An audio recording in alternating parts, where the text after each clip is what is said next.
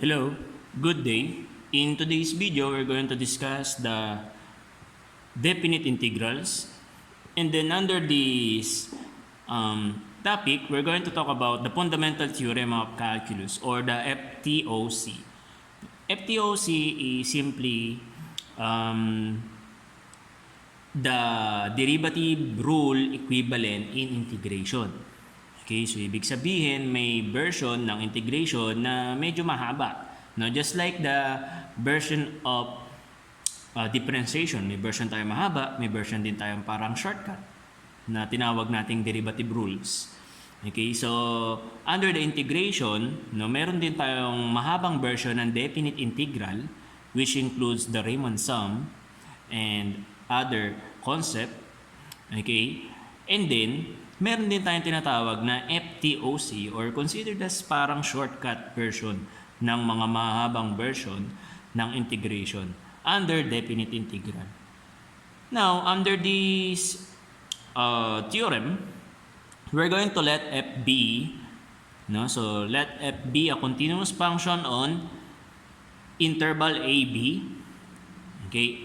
Ibig sabihin po, no, meron tayong definite upper boundary and lower boundary.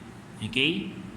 And then, let f be an antiderivative of f that is f prime x equals f of x. Then, the integral from a to b f of x dx is equal to the difference between the function b minus function a. So, sa madaling sabi, magkakaroon lang tayo dito ng dalawang value, no? Meron tayong value ng A, meron tayong value ng B. Okay, so A is the lower boundary and then B is the upper boundary. And then, gagawin lang natin, no? I-integrate natin yung ating function of x. Pag na-integrate na natin yung function of x, i-substitute lang natin yung value ng upper boundary dito minus the value or yung ating evaluative function ng lower boundary. Okay, so simple lang din siya, no? Step 1, hanapin natin yung antiderivative. And then step 2, find the difference between the upper limit and the lower limit. Okay, or the lower boundary. And then another word taking note then is the notation. The notation of function of x, vertical line BA equals f of b minus f of a. So sa madaling sabi, pagka mag-evaluate na tayo, no? So pag mag-evaluate na tayo, magiging straight na yung ating integration symbol. Unlike this one, naka-serpent style. Okay? So lumalabas lang dito na yung first part natin, hahanapin natin yung antiderivative, and then the second part natin, magsasubstitute na tayo, magiging straight na yung ating line. Okay, so under this topic, so we have 4 different examples.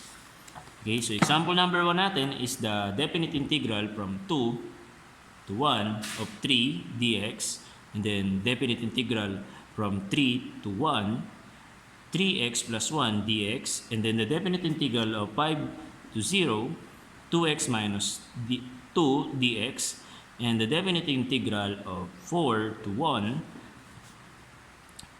square root of x dx.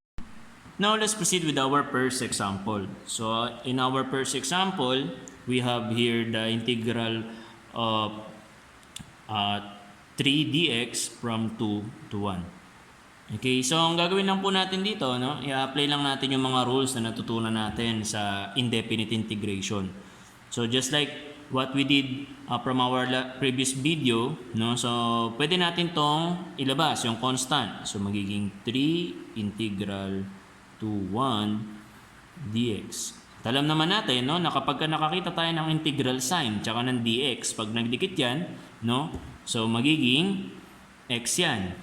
Okay, so magiging 3x na lang yan. However, definite integration yung pinag-uusapan natin. Dahil definite integration yung pinag-uusapan natin, so mag-include tayo ng vertical line dito na may 2, 1. And then, mag-activate tayo ng another operator. So this is just like another operator, no? Vertical 2, 1. So magiging 3 times 2 minus 3 times 1.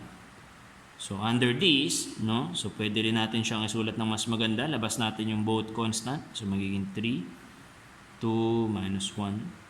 So this will become 3 times 1. And the answer is simply 3. Hindi siya ganun kahirap, no? Kasi nag-integration lang muna tayo, no? So nung nag-integration tayo, nakuha natin to. And then after that, nag-activate tayo ng panibagong operator natin, which is the integral difference, no? Nag-difference tayo ng upper doon sa lower. So ganoon na siya kasimple. So now let's proceed with the next example. Under the next example, so we have the integral of 3x plus 1 dx from 3 to 1. Now, ang gagawin lang din natin dito, we can distribute the integral sign together with the dx. So susulat natin siya as the integral of 3x dx from 3 to 1 plus the integral of 1 dx 3 to 1. And then, pwede natin ilabas si 3 dito, constant.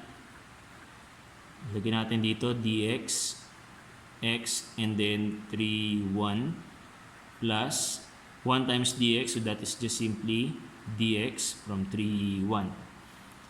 And then, pwede nating i-activate na, no, yung pagka naiwan na lang yung integral symbol tapos yung dx, no? So ito magiging 3 times x plus 1 plus 1 all over 1 plus 1. Tapos mawawala na yung integral tsaka dx. Same lang din, no? Plus, ito, integral tsaka dx, so magiging x lang yan. Sasamahan lang natin to ng vertical line, no? So yung vertical line natin included si 3 and 1. So simplify this further, so we will have here x squared over 2 plus x 3, 1. So pwede natin itong isulat ng mas maayos pa, no? Para hindi siya masyadong mahaba.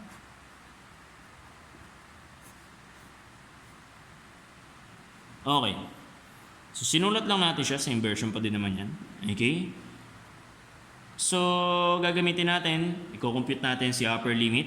So mangyayari dito, isa-substitute natin si 3 sa lahat ng variable x natin dito. So magiging 3 times 3 squared all over 2 plus 3 minus 3 times 1 squared all over 2 plus 1. Then simplify natin to, so magiging 3 times 3 squared, so that is 9. So that's times 3, so magiging 27 all over 2 plus 3 minus 3 times 1 all over 2, so that's 3 over 2 plus 1. Then, gagamit lang tayo dito ng simple arithmetic. Okay, so 27 over 2 plus 3, so that is equivalent to 27 plus 6 over 2. Okay, and that is equivalent to 27 over 2 plus 6 over 2. No? Susulat na rin natin yan. Okay, and then this one, no? So magiging 3 over 2 plus 2 over 2. So para kita natin kung paano siya masisimplify. And then, this is equivalent to 33 over 2 minus 5 over 2.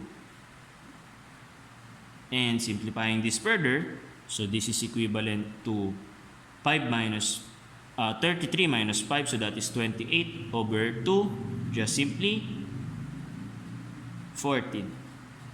Okay, so nakuha natin na 14 yung sagot. Simple arithmetic lang siya. Now, let's proceed with the next example natin. So, the next example is almost the same with the previous, no? So, magdi-distribute lang din tayo. Okay, so magiging the integral of 2x dx, 5 and 0, minus the integral of 2 dx, 5, 0. Simplify this further. So, labas natin si 2. Makuha natin si x dito, dx. And then, 5, 0 minus 2. Integral natin, 5, 0 dx. So, we all know that this is equivalent to 2x, 1 plus 1 all over 1 plus 1 minus 2x. And then, simplify this further. So, we will have here 2x squared all over 2 minus 2x. And then, cancel natin yan, no? Okay, so hindi pa rin natin yan na simplify further. Okay? And then, sulat natin dito x squared minus 2x from 5, 0. So, this will become 5 squared minus 2 times 5. Lahat ng variable x magiging 5 minus 0 squared minus 2, 0. So, alam natin na wala na mangyayari dito sa isang to, no? Kasi 0 eh. So, dito na lang tayo magpo-focus. So, 5 squared is 25 minus 10. So, this is equivalent to 15. Now, let's proceed with the last example natin. So, the integral of square root of x dx from 4 to 1. Okay, so again, pwede natin itong isulat ng mas maayos. Yung mas madadalian tayo. So, 1 half dx for 1. And then, okay, so nakita natin yung integral symbol natin together with the dx. Pwede na tayong mag-activate ng ating rule, no? One of the theorems. So, magiging x 1 half plus 1 all over 1 half plus 1. Sulat na natin dito, c 4 and 1. Another thing nga pala, no? So, before we end this video, okay, so you might wonder, saan napunta yung variable c? Okay? So, the variable c ay naging insignificant dahil ang pinag-uusapan na natin dito ay mga definite value.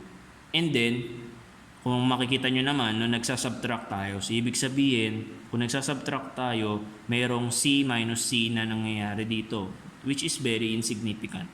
No, kasi c minus c is 0. Kaya nawala yung variable c. Kasi wala siya noong tayo ay nag-subtract dito. Okay? So much for that. Now, let's continue. Okay, so we can simplify this further. So, we will have here 3 over 2 all over 3 over 2 for 1. And then, bago kayo mag-substitute, isi-simplify nyo muna tong integral ng sobrang simple lang, no? Yung hindi na kayo mahihirapan. So, we all know that this is equivalent to 2 times 3 over 2 and then 3 for 1. So, this is equal to 2 times 4 to the 3 over 2 all over 3 minus 2 times 1 3 over 2 and then all over 3. Now we can further simplify this one. So this is equivalent to the 4 to the third square root. Okay? So ibig sabihin, pagka naka 3 halves yan, no? So i-erase nyo muna sa power of, okay? So i-erase nyo muna yan sa power of 3. Pagkatapos nyo erase sa power of 3 yan, okay? So doon nyo palang hahanapin yung square root. 4 times 4 times 4, so that is 64. Square root, so square root ng 64 is 8. Okay, so ngayon magiging 2 times over 3 times 8 minus, ito 1 naman yan, so kahit anong mangyaring square root dyan or whatever, raised to any number, so 1 pa rin yan, so magiging 2/3 lang yan. So here, kung mapapansin natin, may 2/3 tayong constant, so pwede natin yan simplify, labas natin si 2/3. 2/3 para magiging 8 minus 1 lang siya. And then, simplify pa rin natin yan, so magiging 2 over 3 times 7, so this is equivalent to 14 over 3. So, simple lang din siya, no? So, it's a bit of arithmetic na combination ng integration. Pero all in all, hindi naman siya ganoon kahirap. Okay? And that's all for this video. Thank you.